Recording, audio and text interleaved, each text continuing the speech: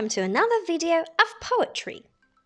In this video, you will learn a new poetic device called alliteration. What is this word alliteration? Alliteration is the repetition of the same or similar kinds of sounds at the beginning of words. Whoa, that's a lot. Now, this means, boys and girls, that the same consonant sound or the same digraph sound is repeated at the beginning of words in the same line, sentence, or paragraph. There is something important to remember. Alliteration is a sound device. So, to find out alliteration and write with it, we need to look at the sound, not the letters. What is it? The sound.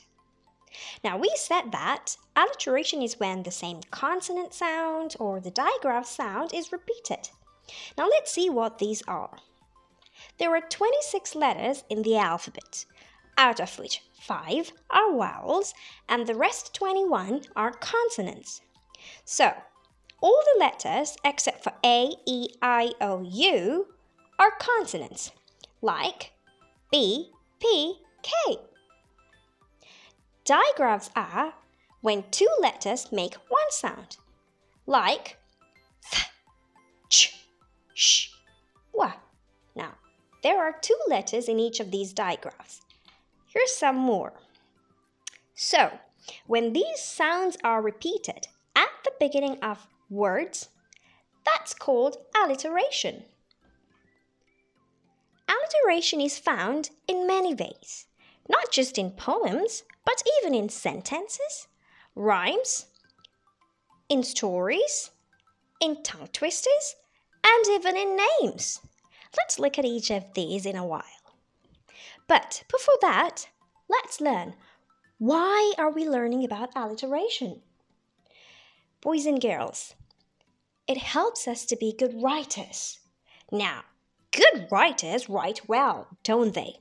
So, to become good writers, we need to use alliteration because it is one way to make our writing beautiful and interesting. How does alliteration make our writing beautiful if we say so? When used, boys and girls, this technique helps readers remember things easily. It also helps to emphasize important parts in a text and bring them to the reader's attention. And also sometimes alliteration is used to make our writing fun. Now let's see how this technique is used in sentences. Little Laura likes to lick her lollipop. Now, as you can see, the closely related words have started with the consonant sound oo. Ooh. Little Laura likes to lick her lollipop. This is alliteration. The big bad wolf scared the petite piglets by the pond. Now, the sound b for big bad shows the reader that it's a real bad wolf. And the sound p repeated for petite piglets by the pond creates a scared and helpless mood, as well as the readers would sympathize for the pigs. Sentence number 3. Keep the kettle on the counter. The sound k is repeated.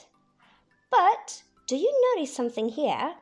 Now, we learned that when using alliteration, we look at the sound and not the letter. Here we've got 2 K's and a C.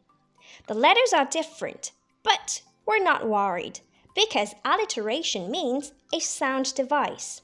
Both K and C make the same sound k. In sentence 4, we have used the digraph sound ch. Chip, please chop the wood for a chair. Now, as you can see, alliteration is when the same sound is repeated at the beginning of words. Moving on to a poem now. When I see birches bend to left and right, across the lines of straight to darker trees, I like to think some boys been swinging them, but swinging doesn't bend them down to stay. The poet here has used alliteration, but to show his thoughts on what he sees from far. That is, he thinks first that some boys were swinging the birch trees, so they were bending. The trees should swing back if they were swinging, but the trees stayed bent and did not swing back, which means what, boys and girls? That the trees were chopped off. Now, in this poem, usually in all poems, alliteration is used to create a nice rhythm and a sound effect and for many other reasons that was said in the video. But here in this poem, boys and girls, the sound b, birches bend, boys being but, bend, emphasizes and brings the weight of deforestation to the reader's mind. Ooh, let's read a story with alliteration. Once there lived a boy called Barry in a barren land. Bad Barry dipped the butter in a bitter porridge. He could not see it coming. Suddenly, a bear gobbled in Barry's bitter porridge. It sounds funny with alliteration, doesn't it? Right. Next, we use alliteration also in tongue twisters. Give this a try. Okay, let's see if I can read it well. Peter Piper picked a peck of pickled peppers. If Peter Piper... Oh boy, I got it wrong. Let's give it a try again.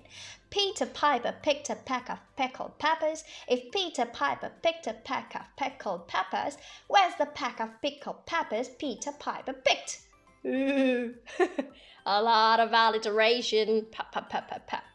Sheep should sleep in a shed. Now, guys, pause the video and give it a try of your own. See? Alliteration is fun, isn't it? Right.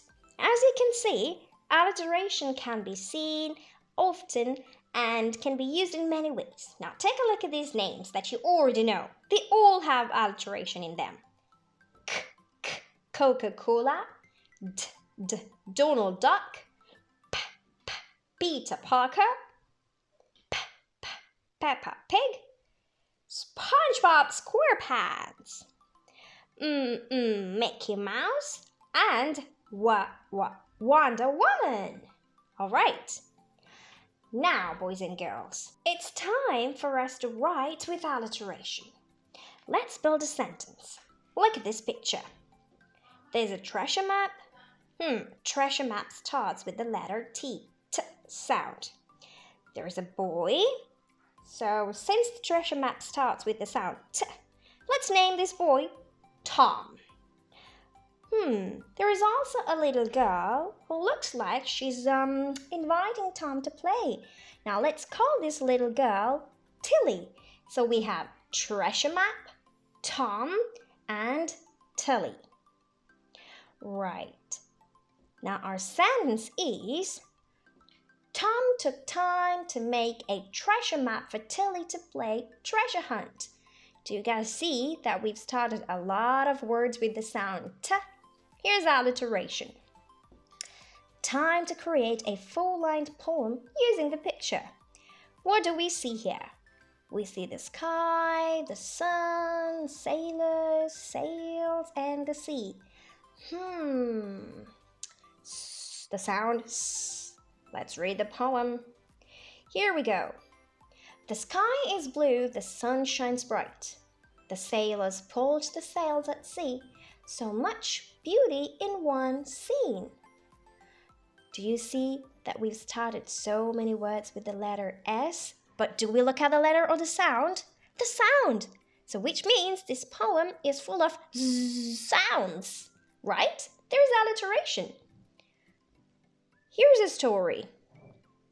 Let's read it. Mary wanted to make things better by solving the mystery. However, in the heat of the moment, Mark, who was the main man of the mystery, took matters into his hand. Miraculously, Mark moved the magazine by the mighty machine.